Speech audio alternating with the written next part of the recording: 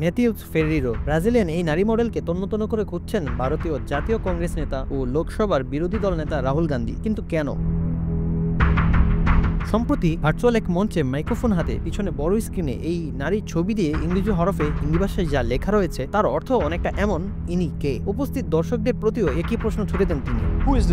খানিক বিরতিতেই নিজেই জানান এই নারীকে খোঁজার কারণ। তিনি জানালেন এই নারী 2024 সালে ভারতের হরিয়ানা রাজ্যের বিধানসভা নির্বাচনে 10টি বুথে 22 বার ভোট দিয়েছেন। শুধু তাই নয়, এক একটি ভোটার কার্ডে তার নাম এক এক রকম, কোথাও সীমা, কোথাও সুইটি, সরস্বতী, রেশমি, সুনিতা বা Bimala. She's got multiple names.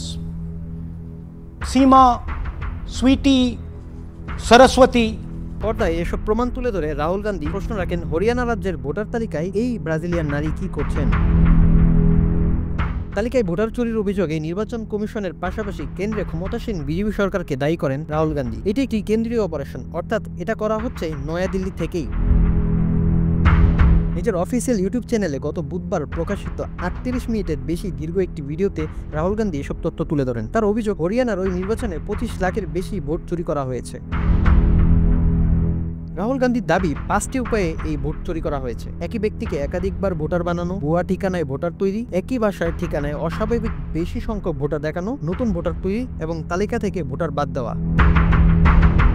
তিনি দাবি করেন 25,41,144টি ভোট জালিয়াতির ক্রিস্টাল ক্লিয়ার প্রমাণ তাদের কাছে রয়েছে। সেই হিসাবে রাজ্যটির প্রায় 2 কোটি ভোটারের প্রতি 8 জনের একজন ভুয়া। हम 22,000 से चुनाव हारे and 25 lakh is our estimated fake voters. Saad Rahman, Bangla affairs, Dhaka.